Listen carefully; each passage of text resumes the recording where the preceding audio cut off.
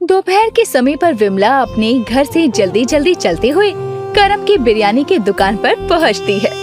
अरे विमला बहन, क्या हुआ? ऐसे हाफ क्यों रही हो? अरे क्या बताऊं भाई, अचानक ही घर पर मेहमान आ गए हैं, इसलिए उनके लिए भी बिरयानी लेने आई हूँ। भैया 5 किलो बिरयानी पैक कर दो। हाँ हाँ, अभी कर देता हूँ। कुछ देर पहले ही बनाई है, इसलिए बिल्कुल गर्म है। आशा करता हूँ तुम्हारे मेहमानों को पसंद आएगी। अरे वो तो आनी ही है। करम भाई, आपकी बनाई स्वादिष्ट बिरयानी भला किसको पसंद नहीं आएगी। करम जल्दी से बिरयानी पैक करके विमला को दे देता है और विमला बिरयानी के पैसे देकर वहाँ से निकल जाती है। बेलापुर गांव का रहने वाला करम अपनी चिकन बिरयानी की दुकान चलाया करता था। उसकी बनाई बिरयानी लोगों को बहुत पसंद आती थी। रोज उसकी दुकान पर सुबह शाम बिरयानी खाने वालों की भीड़ लगी रहा करती। और तो और त्योहार के समय उसकी अच्छी खासी कमाई हो जाया करती। लेकिन करम थोड़ा लालची किस्म का आदमी था। एक शाम करम बिरयानी की दुकान से घर पहुंचता है और पैसे का हिसाब कर रहा होता है। ये क्या?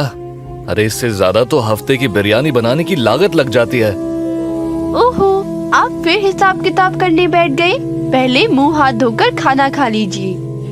रेवती, ऐसे ही चंद पैसे आते रहे तो कैसे काम चलेगा?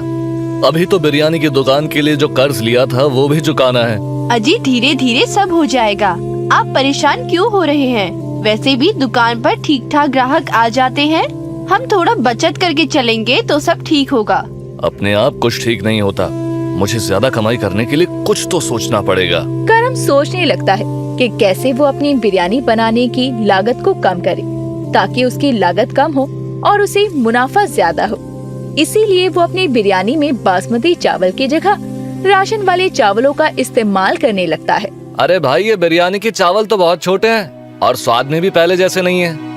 कैसी बात कर रहे हो भाई? बिरयानी का स्वाद तो पहले जैसा ही है।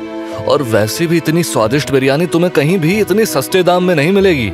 ऐसी बात नहीं है करम भाई। वैसे तो बिरयानी के गांव में और भी दुकानें हैं, लेकिन हमें तो तुम्हारे हाथ की बिरयानी खाने की आदत है, इसलिए कहीं और न जाकर यहीं चले आते हैं। तभी कुछ और ग्राहक उसकी दुकान पर आते हैं तो करम उन्हें देखने में व्यस्त हो जाता है। ऐसे ही कुछ दिन गुजरते रहते हैं, लेकिन फिर भी उसकी एक दिन की कमाई 2-2.5 हजार से ऊपर नहीं बढ़ती, जिससे करम और परेशान हो जाता है। हद हो गई है, बिरयानी बेचने में तो फायदा नजर ही नहीं आ रहा है। कल से बिरयानी के साथ चटनी और सलाद देना भी बंद कर दूंगा। अरे ये आप क्या कर रहे हैं? ऐसे तो ग्राहक हमारी दुकान पर बिरयानी खाने के लिए आना ही छोड़ देंगे। ऐसा कुछ नहीं होगा रेवती, तुम कुछ ज्यादा ही सोचती हो। मुझे अपने हिसाब से काम करने दो, तभी कुछ फायदा हो पाएगा। करम रेवती की एक बात नहीं सुनता और वो अब से बिना सलाद और चटनी के लोगों को बिरयानी खिलाया करता। एक शाम वो गांव के खाली इलाके वाले रास्ते से घर लौट रहा था। तभी उसे कुछ बंजारे कौवे को पकड़कर उसे आग में पकाते हुए दिखाई देते हैं। अरे ये कौन लोग हैं जो कौवे को मारकर खा रहे हैं? करम उन लोगों के पास जाता है। अरे भाई, ये क्या कर रहे हो? इस कौवे को तुम लोग खाने वाले हो क्या? हाँ भाई साहब, अब दिखावे के लिए तो इसे आग में तलेंगे नहीं ना। हम बंजारे हैं और आज हमारे पास खाने को अनाज कम था, इसलिए हमने कुछ कौवे ही पकड़ लिए। अब इनको मजे से खाएंगे। कौवे का मांस खाओगे? बिल्कुल, अरे बहुत स्वादिष्ट लगता है हमें तो। आप खाओगे क्या? नहीं नहीं, आप लोग खाइए, मैं चलता हूँ। ये तो बहुत अच्छी तरकीब है। वैसे ही चिकन बहुत महंगा मिलता है। अगर चिकन की जगह ये कौवे का मांस बिरयानी में डालूंगा तो भला किसी को क्या पता चलेगा। उन बंजारों को कौवा खाते देखकर करम को कौवा बिरयानी बनाने का ख्याल आता है और अगले दिन वो अपने घर के बाहर कुछ बची हुई बिरयानी बिखेर देता है, जिसे खाने के लिए बहुत से कौवे आ जाते हैं, जिन पर जाल फेंककर करम उन्हें पकड़ लेता है और उनका मांस निकालकर बिरयानी बनाकर दुकान पर ले जाता है। लोग आने शुरू होते हैं और बिरयानी खाने लगते हैं।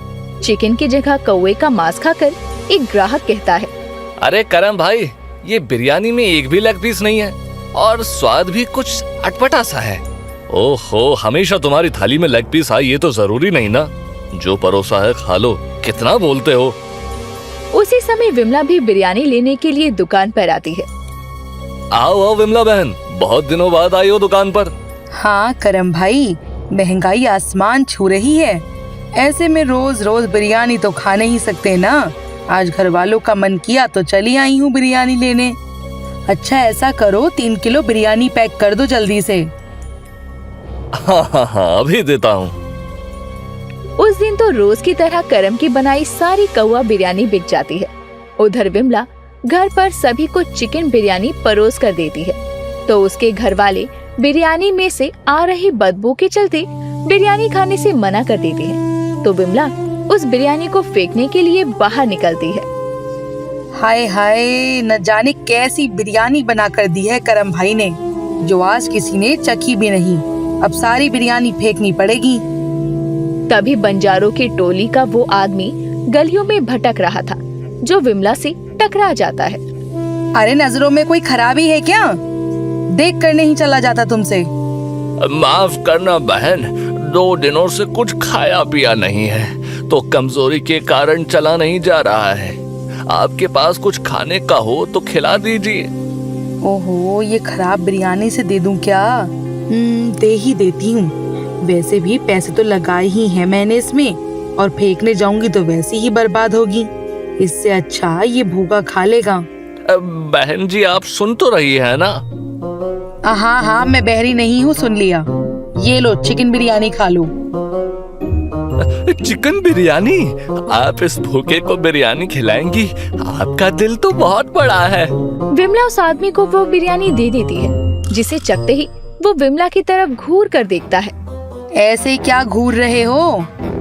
कुछ नहीं बहन जी, ये चिकन बिरयानी नहीं बल्कि कौवा बिरयानी है। कौवा बिरयानी? ये क्या कह रहे हो तुम? सही कह रहा हूँ। अरे ये जो छोटे छोटे टुकड़े हैं ना, ये चिकन के नहीं हैं, बल्कि कौवे का मांस है। मैंने बहुत खाया है कौवे का मांस, तो मुझे पता है। चिकन बिरयानी जितना स्वादिष्ट नहीं है, लेकिन मुझे भूखे के लिए ये कौवा बिरयानी भी चिकन बिरयानी से कम नहीं। अच्छा, तभी मैं कहूँ कि मेरे घर में किसी ने भी बिरयानी को खाना तो दूर सूंघा भी क्यों नहीं। अच्छा सुनो, तुम कल भी यहाँ आना। मैं तुम्हें कल कौवा बिरयानी की जगह चिकन बिरयानी खिलाऊंगी। ये बात सुनकर उस आदमी की आंखों में चमक आ जाती है। अब अगले दिन भी करम पकड़े हुए कौवों का मांस निकाल रहा था। तभी वहाँ पर रेवती आ जाती है और उसे ऐसा करते देखकर हैरान रह जाती है। ये आप क्या कर रही हैं? कौवे का मांस, इसका आप क्या करेंगे भला? अरे इतना हैरान होने की जरूरत नहीं है। मैं चिकन की जगह इसमें कौवे का मांस डालकर बिरयानी बनाने वाला हूँ। आप ये कैसी बात कर रहे हैं जी? लोगों को पता चला कि आप ये सब करके बिरयानी बेच रहे हैं तो हमारी कितनी बदनामी होगी, ये सोचा है आपने? अरे कुछ नहीं होगा। कल भी मैंने कौवा बिरयानी बनाकर बेची है और सभी ने वैसे ही मजे से खाई है जैसे वो हमेशा खाते हैं, और इसमें हमारा ही फायदा है। हे भगवान, अपने लालच के चक्कर में आप ये सब क्या कर रहे हैं? ठीक नहीं है ये। कितना बोलती हो रेवती, चुप हो जाओ तुम और मुझे अपना काम करने दो। वैसे भी दुकान खोलने में देर हो रही है, हटो यहाँ से। इतना बोलकर करम वहाँ से चला जाता है। वो दुकान पर जाता है तो देखता है कि लोगों की भारी भीड़ इकट्ठा थी। लगता है मेरी कौवा बिरयानी सबको कुछ ज्यादा ही स्वादिष्ट लगी है, तभी लोग दुकान खुलने से पहले ही भीड़ लगाकर खड़े हैं। सही है, आज तो जमकर कमाई होगी मेरी। करम खुशी खुशी दुकान में जाता है तो सभी लोग उसे घूर कर देखने लगते हैं। अरे ऐसे क्यों देख रहे हैं? आप लोग सभी लाइन लगाकर खड़े हो जाइए, अभी सभी को गर्मा गर्म चिकन बिरयानी परोसता हूँ। चिकन बिरयानी या कौवा बिरयानी? हाँ, कौवा बिरयानी? अरे विमला बहन, सुबह सुबह क्या भांग खाकर आई हो? ये क्या बात कर रही हो? सही कह रही है विमला बहन। अरे तुम्हारी कल की कौवा बिरयानी खाकर मेरे घर वालों को उल्टियाँ, दस्त लग गए। और मेरे घर वालों ने खाना तो दूर, उस बिरयानी को सूंघा तक नहीं। वो भला हो इस आदमी का जिसने उस बिरयानी को खाकर बताया कि वो चिकन नहीं कौवा बिरयानी है, कौवा बिरयानी। मेरा तो सारा पैसा बर्बाद हो गया। अरे भाई, मैंने तुझे ये क्या बताया कि मैं कौवा पकड़ कर खाता हूँ? तुमने तो कौवा बिरयानी ही बनाना शुरू कर दिया, तो और लोगों को चिकन बिरयानी के नाम पर कौवा बिरयानी खिलाकर ठगने भी लगे। इसे ऐसे नहीं छोड़ना चाहिए। हम इसे पुलिस के हवाले कर देते हैं। खाने में इतनी बड़ी मिलावट कर रहा है ये। सभी लोग करम को पकड़कर पुलिस स्टेशन ले जा रहे होते हैं। तभी वहाँ भागती हुई रेवती आती है और सभी के सामने हाथ जोड़कर कहती है, देखिए, इन्हें पुलिस के पास मत ले जाइए। इनकी तरफ से मैं आप सबसे माफी मांगती हूँ। मैं भी आप लोगों से माफी मांगता हूँ। अपने लालच में मैं अंधा हो गया था, मुझे माफ कर दीजिए। उन लोगों को माफी मांगते देखकर और उन्हें अपने गांव का समझकर गांव वालों को उन पर दया आती है और वो उसे छोड़ देते हैं। लेकिन करम अपने लालच के चक्कर में अपनी बिरयानी की दुकान से हाथ धो बैठता है, क्योंकि अब कोई भी ग्राहक उसके यहाँ आना पसंद नहीं करता था। मोरल: लालच बुरी बला है। ये कथन बिल्कुल सत्य है, क्योंकि अक्सर लालच में अंधे होकर लोग खुद को ही नुकसान पहुंचाते हैं, जैसा कि करम ने इस कहानी में किया। इसीलिए दोस्तों, हमें कभी भी किसी चीज का लालच नहीं करना चाहिए।